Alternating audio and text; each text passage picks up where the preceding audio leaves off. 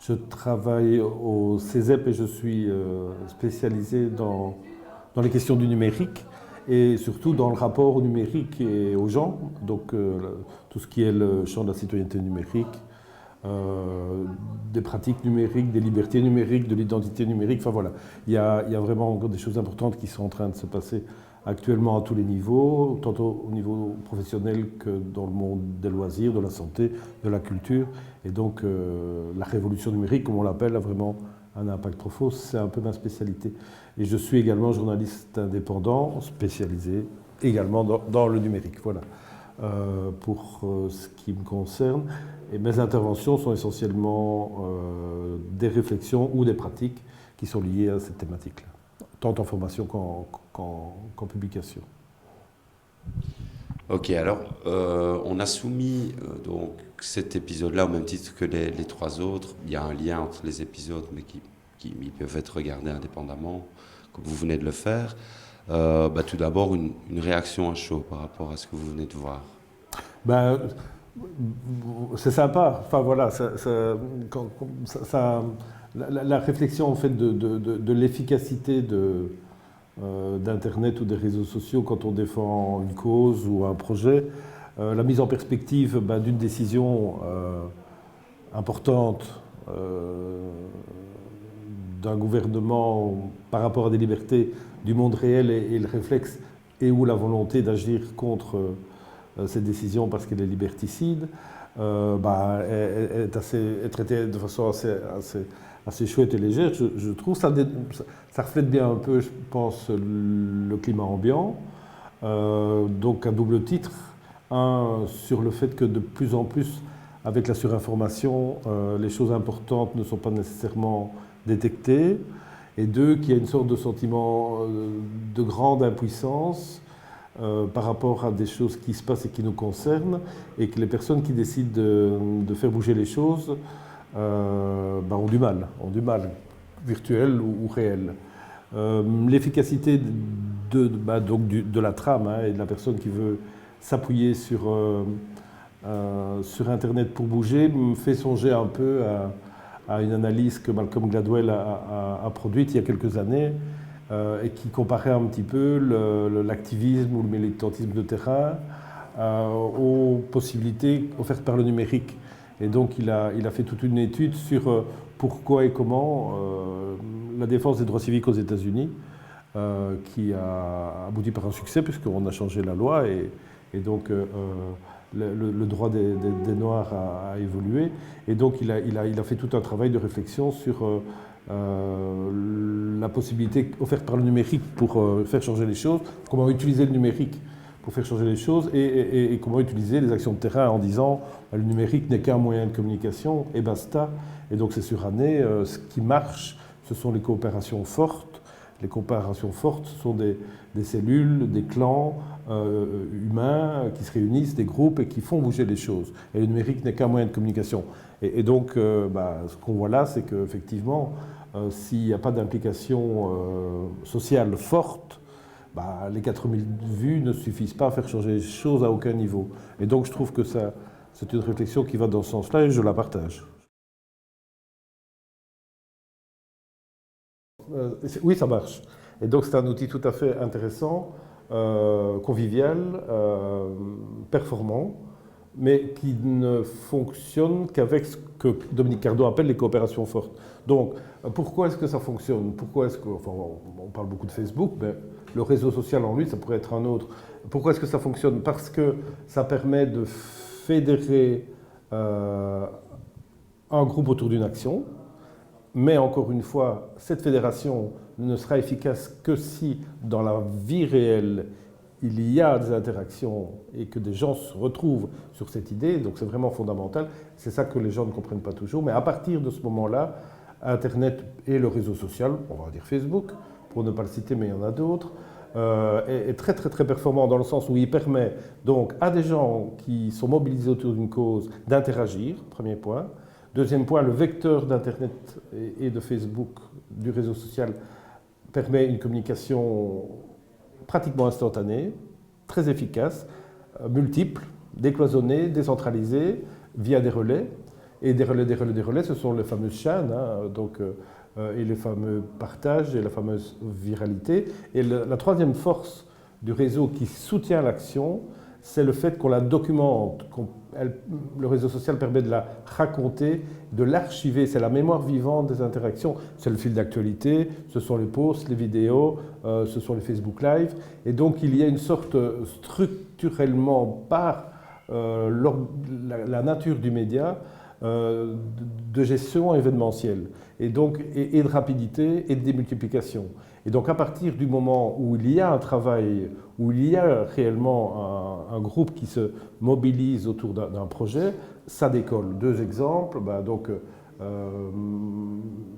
Mieux vivre à Charleroi a réalisé des actions tout à fait intéressantes grâce à l'utilisation du réseau social, c'est-à-dire qu'un collectif qui habite dans le même quartier a utilisé le réseau comme réservoir d'idées, comme champ d'interaction, comme support de visibilité de l'action, comme outil pratique pour prendre rendez-vous, comme stockage de la mémoire du collectif. Et là, donc, ça fonctionne vraiment très, très, très bien. Donc, c'est ça la force du réseau social. Et donc, oui, c'est un média, mais il a en lui-même vraiment des capacités de soutien à une action. Hein. Mais si on prend en compte que cette action est soutenue par un groupe qui a des relations fortes. Il y a peu d'exemples de démultiplication de personnes qui soutiennent un projet sans se connaître. Ça existe avec la plateforme Havas, par exemple, hein, donc qui donne aussi des bons résultats. Les produits nicotinoïdes. Et donc, cette plateforme montre que sur des sujets fédérateurs comme l'environnement ou des sujets porteurs émotionnellement, il peut y avoir un démarrage et une grande interaction. Alors là, avec des gens qui se connaissent moins, ce qu'on appelle les coopérations faibles, c'est beaucoup moins fréquent comme cas. Donc voilà, moi je dirais le réseau social est vraiment bien adapté à soutenir des projets portés localement, essentiellement. Justement, vous parlez de coopération faible. Ici, j'ai une question d'un ou d'une jeune. Est-ce qu'elle pensait aux coopérations faibles quand elle dit « Pourquoi a-t-on l'impression que les gens ne se bougent que sur les réseaux sociaux ?» Oui, alors ça c'est Jacques Hillon, hein, c'est le militant post-it, ou c'est Mathieu, hein, le militantisme à la carte. Donc c'est quoi? Enfin, il y a eu des analyses assez intéressantes là-dessus. Avant, on était syndiqué, ou on faisait partie du mutuel, d'un mouvement, et donc on était fidèle d'un parti, et donc on n'en changeait pas. Et donc on essaie dedans et on y restait. Et donc il y avait une sorte d'uniformité d'une cause. Et on ne se posait pas question des autres, on était syndiqué avec un tel syndicat. Actuellement, avec la démultiplication des endroits d'échange et avec la multiplication des causes à soutenir, par l'hyperinformation, par les réseaux sociaux et par les autres médias où on est vraiment entouré, saturé de choses qu'il faudrait pouvoir faire bouger, avec lesquelles on n'est pas d'accord. Et avec la facilité, on revient aux trois points forts du média, hein, donc la communication en temps réel, la démultiplication et la narration et donc la mise en perspective, on ne sait plus où donner la tête en quelque sorte, et il est très facile de faire ce que les Suisses appellent des votations. C'est-à-dire de donner son avis et de recueillir des dons ou des intentions ou des partages. C'est la caractéristique principale du réseau social, c'est de partager. Et donc effectivement, l'efficacité de cette action est dérisoire par rapport à une action de terrain où vous allez rencontrer la personne et la persuader. Et donc effectivement, ce n'est pas que ça ne sert à rien, c'est que l'effet de cette action-là est minimaliste par rapport à un but donné. Mais par son effet de masse, il peut avoir un impact si tant est qu'il y a une infrastructure réelle, une volonté réelle, une coordination pour faire changer les choses. On en revient toujours au départ. Hein. Si vous voulez faire bouger, par exemple, dans les vidéos, la loi, le fait de faire un post sur Facebook ne suffira pas. Vous devez faire une action stratégique en identifiant les relais, les leaders d'opinion, les relais politiques. Enfin voilà, donc c'est une action comme ça. Et donc le fait de le faire sur Internet est simplement un appui ou un adjuvant ou un support à la communication. Mais ce n'est pas ça qui va faire déclencher la chose. Ce n'est pas grâce au réseau que les choses vont bouger. Le réseau, c'est un documentaliste quelque part. Voilà. Et à partir de quel moment une mobilisation commence à avoir un impact ? Tout dépend du but recherché, hein. Donc, c'est un petit peu comme comment vais-je dire, Internet, donc, si on reste sur ce média-là, a pour moi une composante essentiellement, paradoxalement, locale. Donc en fait, certains sociologues appellent cela l'effet glocal, donc un effet local et un effet global. Essentiellement, le média sera efficace comme support à des projets et à des actions locales. Ce sera un média qui va permettre, donc encore une fois, autour d'une communauté, qu'elle interagisse mieux, qu'elle s'échange plus de choses et qu'elle puisse communiquer plus rapidement entre elles. C'est tout. C'est déjà important, mais c'est tout. Et donc, ce n'est pas le média qui fait que les choses, sauf si on prend des exemples alors de réactions émotionnelles sur une catastrophe ou quelque chose qui touche vraiment alors à l'émotion. À ce moment-là, on voit naître des pétitions très très très importantes qui peuvent à ce moment-là faire changer peut-être l'opinion ou le politique. Mais je dirais que le média n'est qu'une chambre, Internet n'est qu'une chambre d'écho. Ça se passe aussi autant des médias traditionnels. Hein. Quand il y a un crime affreux ou un enfant qui est assassiné, donc il y a une émotion populaire qui fait que quelquefois certains pays ont tendance à prendre une action directement. L'Internet va amplifier cette émotion, mais je dirais que son impact ne va pas être plus important pour autant. Alors, est-ce que une mobilisation en ligne, est-ce que ça renforce automatiquement une mobilisation citoyenne? Non, enfin... Est-ce qu'il y a des exemples où ça déforcerait? Alors, je vais peut-être reprendre Philippe Hensman d'Amnesty International, hein, qui a quand même une communication bien rodée. Et donc, il est très facile de récolter sur des sujets sensibles des centaines de milliers de signatures. Je vais prendre autre exemple. Est-ce que c'est ça qui va faire changer les choses? Non. Ce qui va changer les choses, c'est le fait d'utiliser de façon médiatique la masse critique de l'expression populaire et d'utiliser cette information-là pour faire pression, par exemple, sur le politique. Donc ce n'est pas, comment vais-je dire, c'est l'utilisation de l'expression. Donc Internet est un média qui permet de vite donner son avis, donc d'avoir très vite une photographie de l'opinion ou de l'émotion. C'est la capacité des gens qui veulent faire bouger quelque chose ou avoir un impact sur quelque chose, d'utiliser cette masse-là en la relayant auprès des leaders d'opinion, des leaders politiques. Voilà, c'est sans plus. Alors on avait encore une question assez générale d'un jeune qui demandait si les actions venant des réseaux sociaux sont-elles prises au sérieux.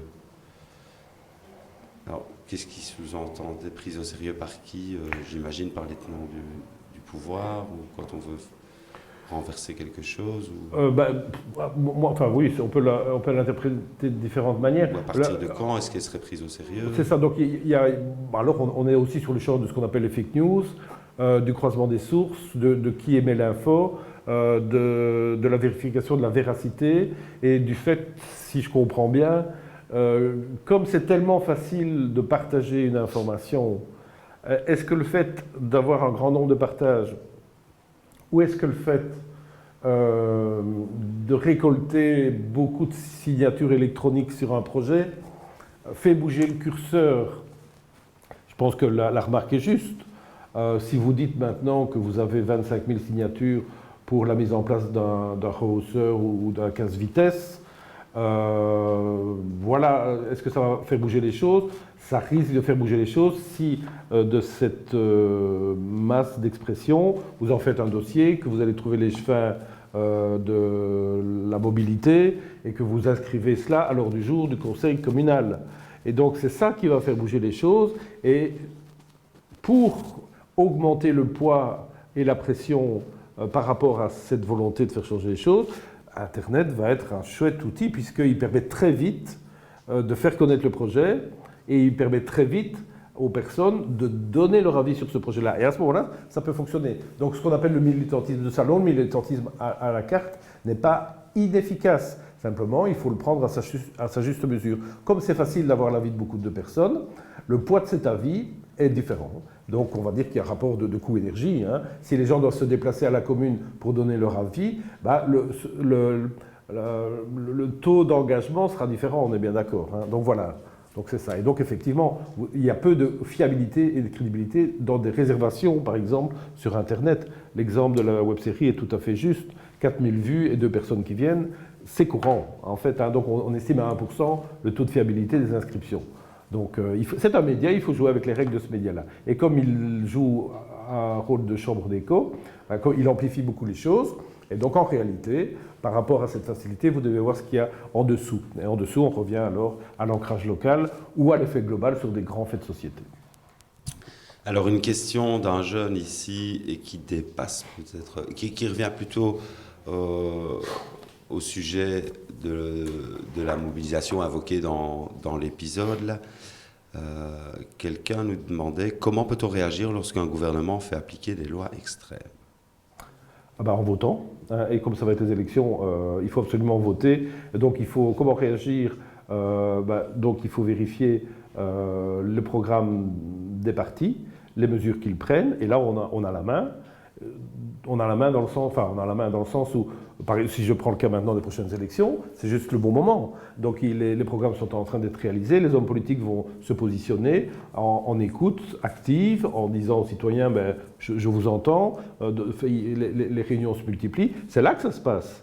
Et donc, si on veut faire quelque chose a priori, c'est d'identifier ce qu'on veut faire changer, modifier, et le mettre sur la table publique, et là, utiliser les groupes de Facebook ou les lettres d'information pour faire bouger un maximum de monde sur le sujet qu'on veut mettre à l'ordre du jour du politique. Il y a quand même pas mal de choses qui sont en train d'arriver qui sont inquiétantes. À nouveau, ce qu'il faut faire, c'est identifier la nature du projet de loi, pour reprendre cet exemple-là, et utiliser le maximum d'outils, de moyens pour fédérer autour de la cause un maximum de personnes. Et là, encore une fois, Internet va être un moyen tout à fait efficace pour faire savoir que quelque chose est en train de se passer et faire savoir qu'on peut monter dans le train. Et donc là, effectivement, les réseaux sociaux et Internet a une dimension très forte. Qui peut vraiment appuyer des actions à partir du moment, encore une fois, où l'action est déterminée, où vous savez ce que vous voulez modifier, et vous utilisez Internet pour faire savoir ce que vous voulez faire. Et là, ça marche. Et alors, enfin, on avait une question avec un présupposé qui était pourquoi les jeunes n'ont pas leur mot à dire. J'ai envie de vous demander comment vous réagissez devant cette question qui est posée par 2 jeunes de 18 ans. Est-ce que la jeunesse, en tant que catégorie sociale, elle est suffisamment entendue par rapport à d'autres catégories ? Est-ce qu'elle a du pouvoir ? Je pense que le droit de vote est fixé à 18 ans. Donc, à partir de 18 ans, dans le jeu démocratique, la jeunesse a du pouvoir. La jeunesse a du pouvoir également dans son implication dans la société, soit au niveau parental, soit au niveau de la société civile, soit au niveau des mouvements et des associations. Donc, je dirais oui. Elle a le pouvoir. Moi, ce que je mettrais comme questionnement, c'est pourquoi ne le prend-elle pas ? Parce qu'il y a une demande et une attente, et la jeunesse est le futur d'une nation, d'un État, d'une région, et donc elle a un pouvoir immense. C'est elle qui fera la société de demain et qui fait déjà la société d'aujourd'hui. Et donc il y a au niveau du numérique justement un attrait, une connaissance, une capacité des jeunes à rentrer dans l'univers et à le faire évoluer. Je dirais qu'ils ont toute possibilité de faire évoluer et ce plan-là et le plan du monde réel par leur action et leur engagement, notamment dans le numérique. Lorsque je vois l'utilisation massive de produits capitalistes propriétaires qui ne respectent pas la loi et collectent les données de façon massive et illégale, c'est le cas de Facebook, un des moyens d'action que la jeunesse a, c'est de choisir des réseaux sociaux alternatifs et libres. Il y a cette année-ci, John Perry, en février, John Perry Barlow est décédé, donc début février 2018. Hein. En 1996, il a fait une très célèbre maintenant déclaration d'indépendance du cyberespace. Je pense que c'est des choses que les jeunes devraient découvrir, devraient cultiver, et la défense des libertés citoyennes, libertés numériques, l'indépendance, la transparence, l'ouverture, la communauté, le partage du savoir, sont aux mains de cette communauté-là. C'est peut-être celle qui aura ou qui a le plus de pouvoir d'action. Elle doit l'apprendre.